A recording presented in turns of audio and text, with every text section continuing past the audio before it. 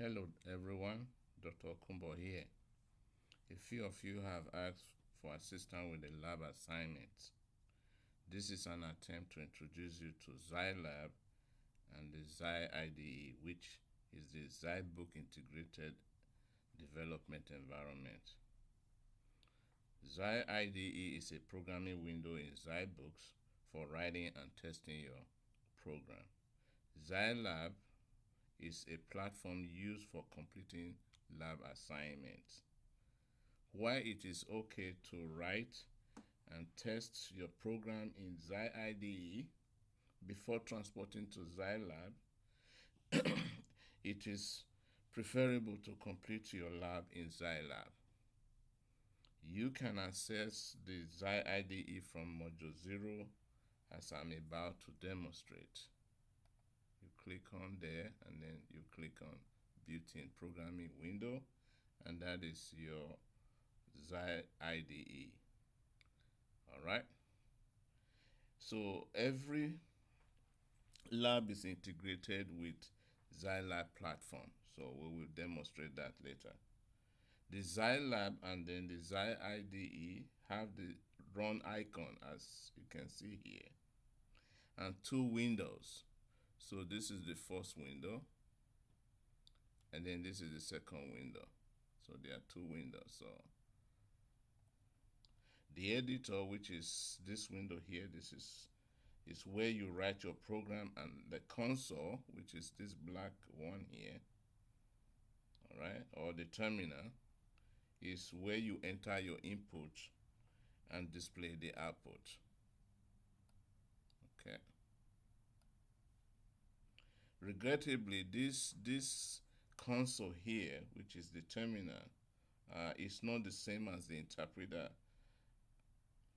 as in the example, in the idle example, and it cannot accept any Python code. So this is not the interpreter shell. You can't really enter any code into this environment. The zylab and the zyIDE do have a file explorer. So this is where all your files in your program will be displayed. There's a primary file here, which is mail.py. That is your primary file. This primary file, is where all your program will be saved. Okay, so whatever code you're going to write in this editor, in this program window, all will be saved in this mail.py. You have to be able to write a program, you have to understand how to represent a string. You have to understand how to represent numbers and some functions in Python in order for you to write your first program. A string is a sequence of characters enclosed in a single or double quotes. Examples of strings are demonstrated here. I'm going to use hashtag here to comment them out in your program. All right, so we comment those out from your program. All right,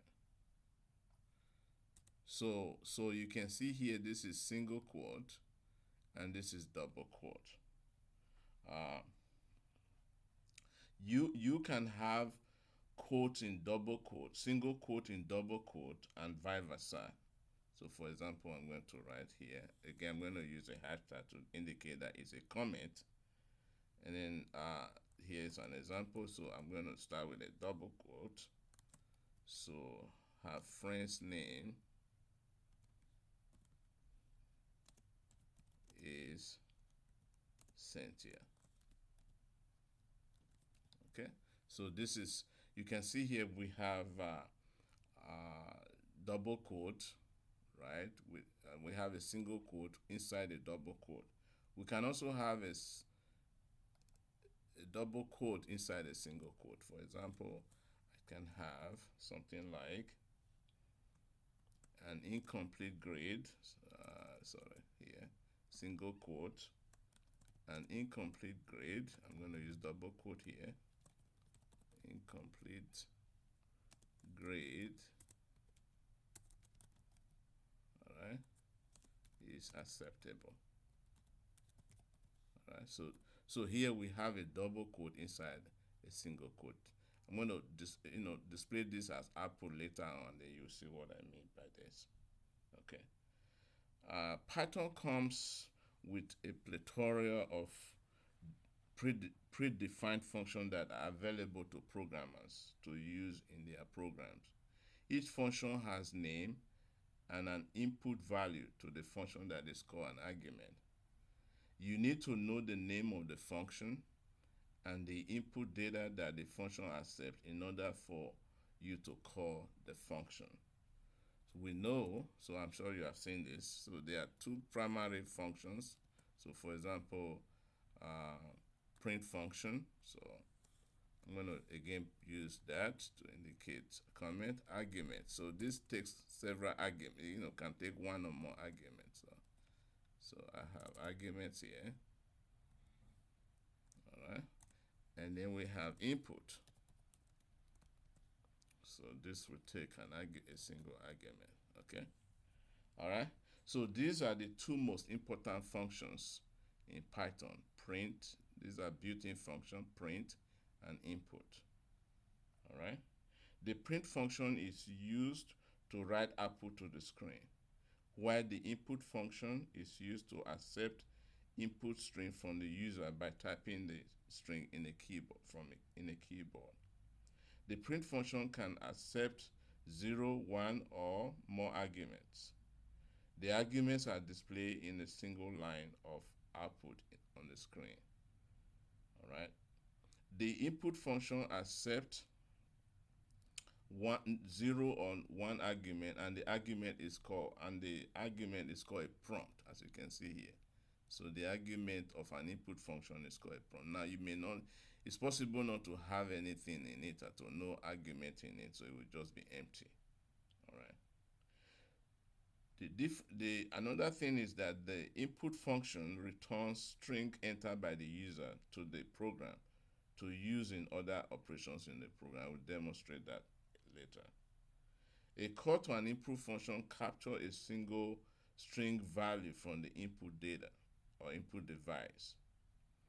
This single string value should be assigned to a variable or using an expression. So what we mean by that is, I can define a variable, let's say age. Again, I'm going to use comment because I don't want this. Age is equal to input. So this input is going to return a value, and that value will be assigned to the variable I call age in this case. All right. So the input that is returned, like I said, is a string, right? So what is this variable? Okay, a variable is just a label that we use to denote the value and must begin with a letter or underscore and must not contain special character except underscore. More of this will be described later in another module. All right. Here are examples of input functions, and also we give you examples of output functions. Okay. Here are some examples. So I have name. So I'm going to accept the input from the user. So I will ask the user to enter name. All right. I have gender. Okay, I'm going to tell the user to enter the gender. Okay, I prompt the user to enter gender. And then I'm going to display this. So this will be the output. So I'm going to display the result. Your name is, all right. So I'm going to display the output. So I'm going to put here name. All right. And then I would say your gender is, and then I will indicate, have the variable here. You can see here that name and gender are just a label that we use to keep those two values that we enter. So, all right. So when we run this code, notice what is going to happen. All right. When we click run here, so we go to the console. The console is going to ask us to enter our name. So I'm going to put Daniel here, and our gender I'm going to say male, and then you can see it displayed. So this will be your output, and you can see the input here. So when the input function we accept Daniel and then assign it to name, and then it will accept male and assign it to gender, and then the name and gender are displayed right here. You can see. All right, pretty straightforward, isn't it? All right, now we can accept more input. So let us accept more input here. So let's include more code. Major. So I'm going to ask the user to enter major, but this time I'm not going to put a prompt. And then once the user has entered the major, I can display it. Okay, your major is major. Okay, and I can also ask for age. Age is equal to input. Here I'm not. Here I didn't include prompt, so I will say print. All right, your age is, and I will have the age, right? So when I run this code, again, it's just gonna wait for you to enter all this different data here: name, gender, major, and age. So let's run this. So you click run. All right. Oh, there is an error in our code, and the reason there's an error in our code is here we are missing a quote. All right. So when you have a string, you begin with a single quote and you end with a single quote, or a double quote and end with a double quote. Okay, that is where the error is. So we're gonna rerun this. All right. So it's asking for my name. So I'll enter name. Asking for my gender. I'll enter my gender. And then it's asking for. You see here, there's no prompt, so it's just gonna wait for me to enter the major. So I'm gonna say math. All right, and then here it's just gonna wait for me to enter the age. So I'm going to enter age. Here I'm going to enter 39. Bam. So once I enter the age, you can see it tells me what my major is and what my age is. Okay. Now, so in this example, notice that all the input, we can actually have all the input, we can actually enter all the input in our program before we display any output. So in other words, I can combine everything that I can take all of this. Let's take this down. Okay. All right, put it here. And I'll take this. And I'll put it here. All right, so I'll delete this. And I will delete this. All right. So when I delete those two, see here, we can take all the input off front and then we now display. So you're going to have a totally different output. All right. So when I run this, all right, so it's going to ask me to enter my name. It's going to ask me to enter my gender. It's just going to wait. There's no prompt. So it's going to wait for me to enter my, see why it is necessary. It is good to enter the prompt. So it's just going to wait for me to enter the major. So I know what that is. And it's going to also wait for me to enter my age. So I know what that is. And then you can see, bam, the output are all displayed. All right. Now, one other thing here is if you want to capture If you want to capture multiple string values, you will have to call input function multiple times. So as you can see, how I call input multiple times because I want multiple values, right? Okay, so that is pretty explanatory, right? So I can add, let us say we add other value here, other code here. So let us say item 1 equals input the item, all right? And then I have item 1 price, right? Okay, I will have enter input, okay? And then I will display, I will then say item 2. I'm going to take two items, all right, and their prices, and then display them, right? I'll put their values. Item 2 price equals input, all right? And then once I'm done, I'm going to comment all of this out.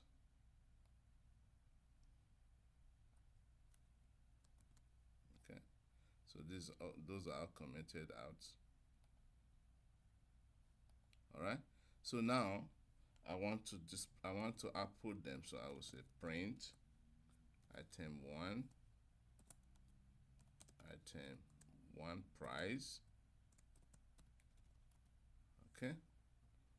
And I will also display or output item 2, item 2 price. Okay. So what is going to happen here is that when I run this program, it's going to wait for me to enter item 1, item 1 price, item 2, item 2 price, right? So let's run this code. See what happens. So it's just going to wait for me to enter item 1, let's say milk. Okay, the price is $2.95. And then let's say the other one is oranges, and a bag of oranges will be, let's say, $9.95.